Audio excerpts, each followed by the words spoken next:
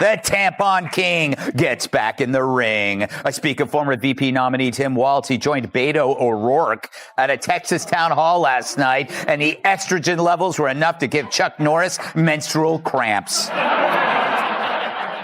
I wonder, is our strength our diversity?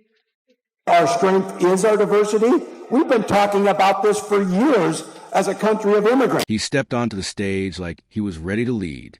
But within seconds, it was clear this wasn't confidence. It was performance. Tim Walz, dressed in his everyday relatable guy uniform, tried to win the crowd with charm and simplicity. Instead, what unfolded was a train wreck of cliches. Every line he spoke felt pulled from an old, crumpled motivational poster. No fire, no urgency, just a man clinging to empty phrases. Then Greg Gutfeld stepped in. What followed wasn't just a roast. It was a dismantling. Gutfeld exposed Walz as less a leader, more a substitute teacher pretending to run a state. His base, sitting uncomfortably, looked like they bought tickets to the wrong show. It wasn't one joke. It was layer after layer of exposure. The more Gutfeld cut in, the more Walz's carefully crafted everyman mask started to crumble. Politico lingers on candidates' fingers and defend Walz's wide eyes as they claim beards are for bad guys. Tyler, speaking of beards, and I mean the one on your face, not the one that you hang out with. Is it the shirt? Yeah, it's the shirt. Walz leans on that homespun, folksy image like it's all he's got. But behind the smile, emptiness. No drive, no vision, no purpose. Listening to him is like background music he didn't ask for. Soft, repetitive, forgettable. His harmless neighbor act may have fooled people once. But when you look closer, there's no boldness or direction.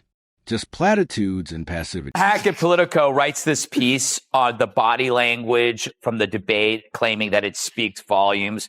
Yeah, it says that Walz lost, but one of them at Politico says is like Walz's wide eyes showed his passion and emotional intensity. Can we show that? There is his wide eyes. Critics say he's like ambient noise, harmless at first, then annoying once you realize he's still talking. Gutfeld's roast made that painfully clear.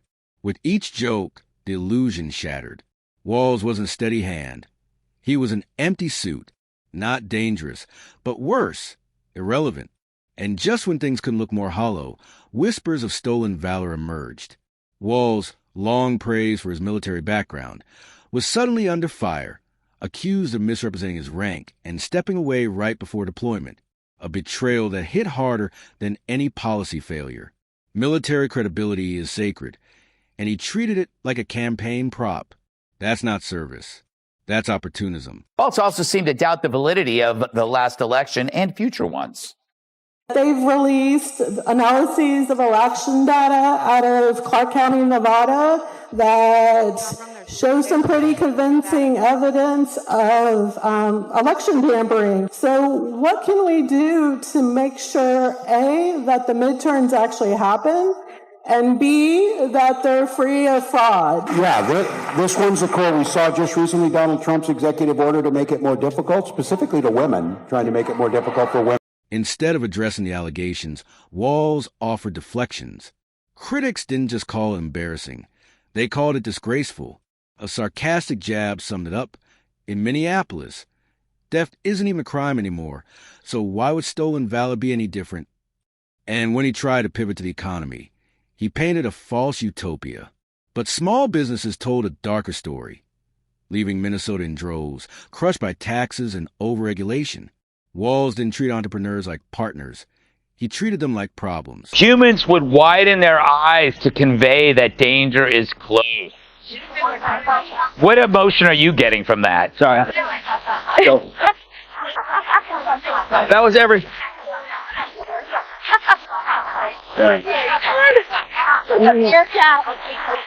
Every shuttered small business told the truth Walz wouldn't. Minnesota wasn't thriving. It was struggling. Gutfeld called it out bluntly. Walz's Minnesota wasn't a land of opportunity. It was a case study in failure. Instead of guiding the ship, Walz rearranged the chairs and smiled for cameras. When public safety fell apart, riots, surging crime, chaos. He offered platitudes, not action. People needed leadership. What they got was hesitation. Is try and restrict the vote. Wait, so Trump is making it more difficult for women to vote? How so? Math problems? But it's further proof that the most dangerous thing for a leftist is a follow-up question, which is why you never hear any. But I guess questioning elections is okay now.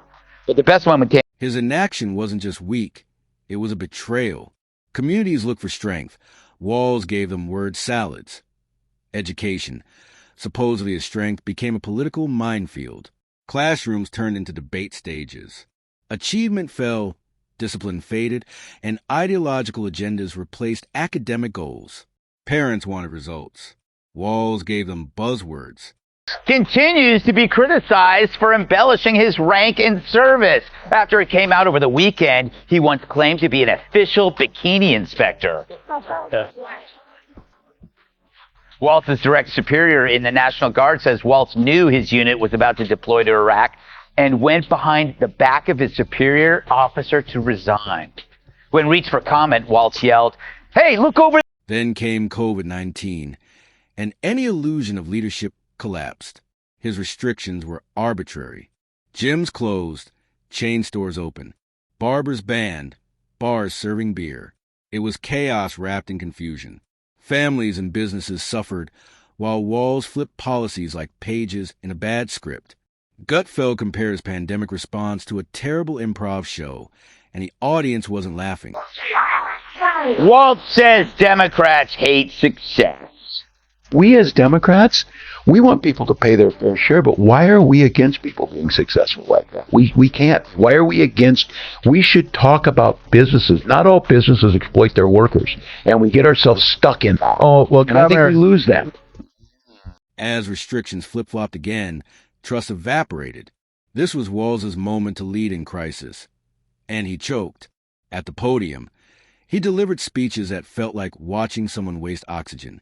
Bland, rambling, forgettable. He didn't speak like a leader. He spoke like a man trying to fill time. Is there diversity?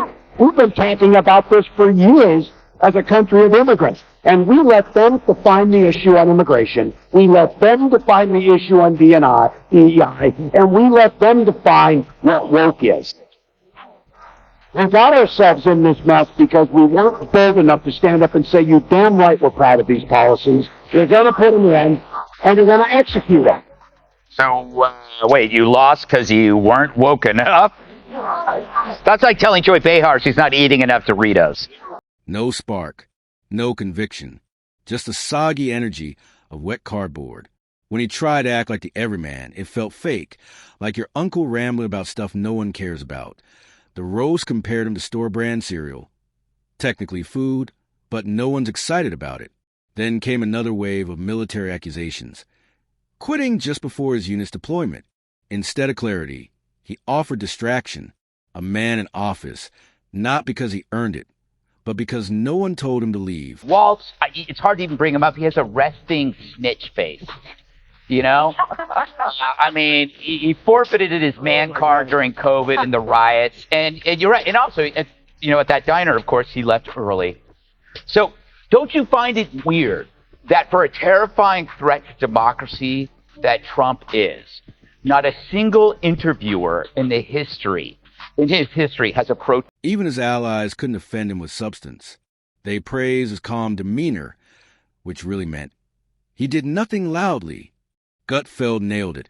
Applauding Walz was like clapping for a doctor who stayed calm while the patient flatlined. Every criticism brought the same empty replies. No real answers. Just fog and fluff. Amazing how they operate one way when they're running, and then when they lose and get humiliated, all of a sudden they have these solutions, and they're all the things they're telling you to do. Like, why are you trying to trash one of the most successful companies in the world, you moron? And they never did that because they all used to love Trump when Trump was giving them money. Yeah. Then Trump became like Rodney Dangerfield in Caddyshack. Yeah. He crashed their party, showed up at the White House, and he was just like, hey, you know what? We should put like a casino over there, an MMA ring. He wasn't leading. He was hiding. Titles aren't achievements. Walz held office like it was a prop, not a responsibility. Compared to Trump, the contrast was brutal. Trump commanded rooms. Walz blended into wallpaper. One radiated action. The other radiated avoidance. And look at, especially talking about these old white guys who seem to disappoint us on a regular basis in this country. Dude. You're an old white guy. And you're right, you are a huge disappointment. I guess hating himself is the first thing he's nailed correctly. Because Walt's saying old white men suck isn't a political stance. It's his. When Walz talked diversity or immigration, it wasn't conviction. It was desperation. Critics mocked him, blaming losses on not being woke.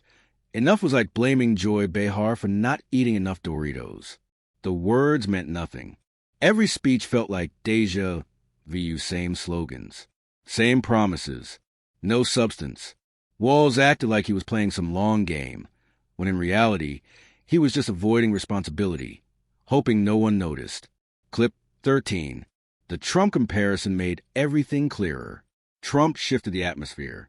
Walz entered, and people looked for the exit. He criticized old white men as disappointments, without realizing he perfectly fit the bill. Even his supporters couldn't pretend anymore. Quiet and steady became code for irrelevant. By the end, it was obvious. Walz wasn't a leader. He was a placeholder, elevated not for vision or courage, but because the chair needed filling, like an HR file labeled reliable. When no one can name a single thing you did in the end, Tim Walz wasn't a bold reformer. He was a case study in political stagnation. The roast didn't just tear him down. It held up a mirror, and what people saw wasn't a leader. It was a man who stood for nothing, waiting quietly, while everything around him fell apart. If you found this breakdown compelling, make sure to like, subscribe, and leave a comment. More honest takes are coming your way.